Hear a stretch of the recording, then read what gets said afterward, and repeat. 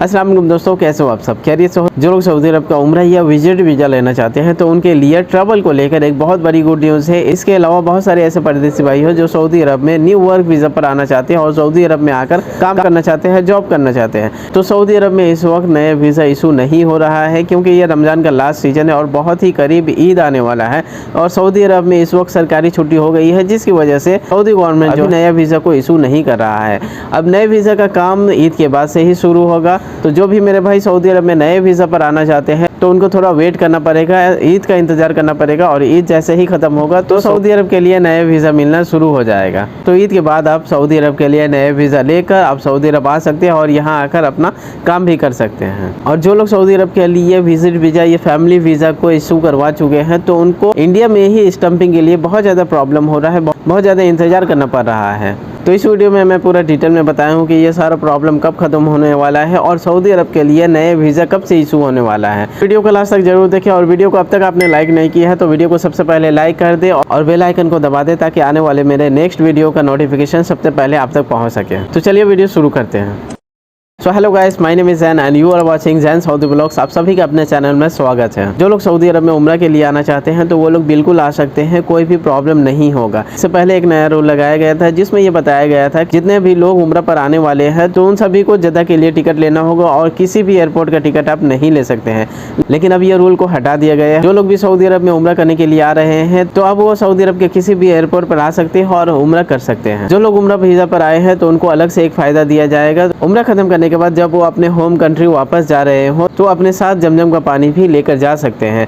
लेकिन जो लोग टूरिस्ट वीज़ा पर आए हैं या फिर जो लोग फैमिली विजिट वीज़ा पर आए हैं तो वो अपने साथ अगर जमजम का पानी तो वो भी ले जा सकते हैं, लेकिन उनको अपना लगेज में ले जाना पड़ेगा। लेकिन जो लोग उम्रा के वीज़ा पर आ रहे हैं तो वो अपने लगेज के साथ अपना जमजम का पानी भी अलग से लेकर जा सकते हैं, इसमें कोई भी प्रॉब्लम नहीं होगा। सऊदी अरब के लिए वीज़ा इशू करवा लिए हैं, चाहे वो वर्क वीज़ा हो या फैमिली विजिट वीज़ा हो या फिर टूरिस्ट वीज़ा हो, तो इंडिया में इस वक्त वीज़ा स्टम्पिंग के लिए बहुत ज़्यादा प्रॉब्लम हो रहा है क्योंकि रमज़ान के मुबारक महीने में उम्रा वालों का ज़्यादा डिमांड होता है और इस वजह से वीज़ा का कैटेगरी भी बढ़ जाता है। क्योंकि जब वीज़ा का कैटेगरी बढ़ेगा तो ऑटोमेटिक काम करने वालों पर जो है ज़्यादा प्रेशर पड़ता है और जिसकी वजह से वीज़ा स्टम्पिंग में ज़्यादा टाइम लगता है। बहुत सारे परदेसी भाइयों का ये भी सवाल था कि क्या रमज़ान के महीने में वीज़ा स्टम्पिंग होता है? तो बिल्कुल होता है और ज़्यादा। नॉर्मल दिनों में जो वीज़ा स्टम्पिंग का लिमिट होता है वो लिमिट रमज़ान के महीने में बढ़ जाता है और जिसकी वजह से हर किसी का वीज़ा स्टम्पिंग में टाइम लगता है, चाहे वो विजिट वीज़ा हो, उम्रा का वीज़ा हो, टूरिस्ट वीज़ा वालों हो। नॉर्मल दिनों में आपका वीज़ा अगर एक हफ्ता में स्टम्पिंग हो जाता था तो इस वक्त एक वीज़ा स्टम्पिंग करवाने में आपको 2 से 3 हफ्ते का टाइम लग सकता है। इसके अलावा बहुत सारे परदेसी भाइयों का ये भी सवाल था कि नॉर्मल दिनों में जो वीज़ा स्टम्पिंग का फीस होता है क्या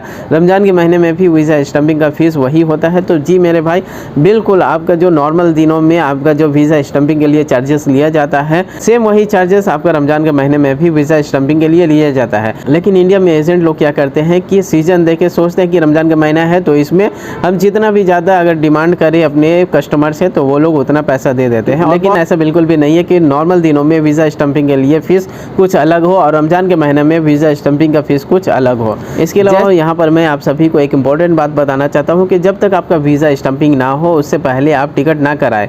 जिस वक्त आपका वीज़ा स्टम्पिंग हो जाए उसके बाद ही आप अपना फ़्लाइट टिकट लें ताकि आपका पैसा जो है नुकसान ना हो। इसके अलावा बहुत सारे परदेसी भाइयों का ये भी सवाल था कि मैं नए वीज़ा लेकर सऊदी अरब जाना चाहता हूँ, काम करना चाहता हूँ, तो इस वक्त मुझे वीज़ा नहीं मिल रहा है। तो मैं आप सभी को बता दूं, जो भी लोग सऊदी अरब में इस वक्त काम करने के लिए आना चाहते हैं, नए वीज़ा पर आना चाहते हैं, तो आप सभी को एक बात मालूम होना चाहिए कि ये रमज़ान का मुबारक महीना है और सऊदी अरब में रमज़ान का मुबारक महीना में काम का प्रोसेस जो है वो बहुत स्लो हो जाता है। इस वजह से बहुत कम वीज़ा इशू हो रहा है। तो आपको टेंशन नहीं लेना है, आपको ईद का इंतजार करना है और इसके बाद ही बहुत सारे नए वीज़ा जो है सऊदी अरब की तरफ से इशू किया जाएगा, आपका काम हो जाएगा और आप सऊदी अरब में आकर अपना जॉब भी कर सकते हैं। इसके अलावा बहुत सारे परदेसी भाइयों का ये भी सवाल था कि मैं सऊदी अरब का हाउस ड्राइविंग का वीज़ा लेना चाहता हूँ तो हाउस ड्राइविंग का वीज़ा मुझे नहीं मिल रहा है। तो आप सभी को मैं बता दूं कि सऊदी अरब में ड्राइवरों का काम आहिस्ता आहिस्ता खत्म हो रहा है। सऊदी अरब से ड्राइवरों का जॉब क्यों खत्म हो रहा है मैं आप लोगों को बता रहा हूँ। मेरा रूम के बगल में ही 3-4 सऊदी के घर है, उस घर में खारजी लोग काम कर रहे थे तो वो लोग छुट्टी पर गए और छुट्टी पर जाने के बाद दोबारा सऊदी अरब नहीं आए,